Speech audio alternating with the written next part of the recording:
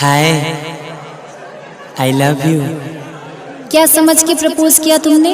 ऐसी वैसी लड़की नहीं हूँ मैं। तेरे साथ क्या किसी के साथ ना देखूं कभी।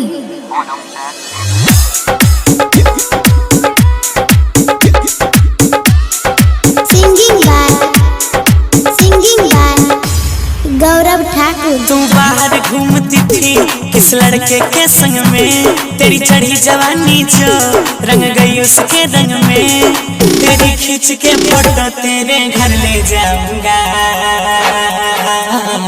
तेरी मम्मी से बताऊंगा। अरे नहीं ना, अरे नहीं ना, तेरी मम्मी से बताऊंगा। अरे नहीं ना, नहीं ना, तेरी मम्मी से बताऊंगा। मम्मी मारेगी। तेरी मम्मी से बताऊंगा। अच्छा जो बोलोगे वो करूंगी बाबा।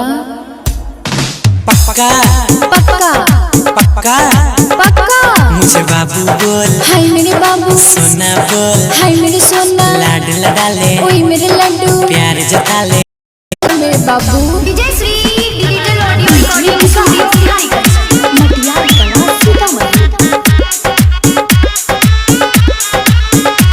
मुझे ऐसा लगता था किसी के हाथ न आएगी, पता नहीं किस चूक के साथ पट जाएगी। तेरा क्या ले रखा है करे मैंने कौन सी खता, पीछा छोड़ने का मेरा क्या लेगा रे बता बता बता।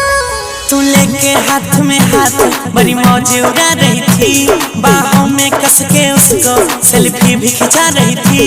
ये सारी सेल्फी तेरी इंस्टा पे मैं गिराऊंगा गा गा गा। तेरी मम्मी से बताऊंगा। मान जाओ ना प्लीज, तेरी मम्मी से बताऊंगा। बहुत ड्रामा होगा। तेरी मम्मी से बताऊंगा। घर से निकल पाओगे क्या? तेरी मम्मी से बताऊंगा।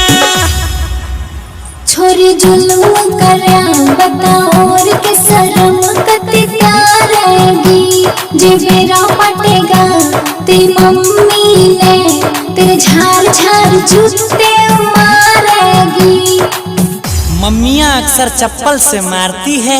चप्पल से चप्पल से चप्पल से चप्पल से तू आँख दिखाया करती है, मैं रोज डरा करता हूँ, इसलिए कभी नहीं प्रपोज किया करता हूँ। तेरे जैसे 70 मेरे आगे पीछे डोलते हैं, कोई कहे मुझे डार्लिंग, कोई लव यू जानू बोलते हैं बोलते हैं बोलते हैं। तेरे बढ़ गए तेरे भावनगर में शोर मच गई थी, मोटरसाइकिल या कार वाले तू सबको जच गई थी। तेरे प्यार के चर्चे अखबार में छपवाऊंगा। नो तेरी मम्मी से बताऊंगा। पागल हो क्या, पागल हो क्या? तेरी मम्मी से बताऊंगा। पिटवाएगा मुझे तू। तेरी मम्मी से बताऊंगा। ना यार ना। तेरी मम्मी से बताऊंगा। क्या चाहता है तू? उसको छोड़ दे मेरे प्याजा। शकल देखी है अपनी? नहीं, मम्मी को ही बताना पड़ेगा। हाँ शकल देखी है, कितनी क्यूट हो तुम।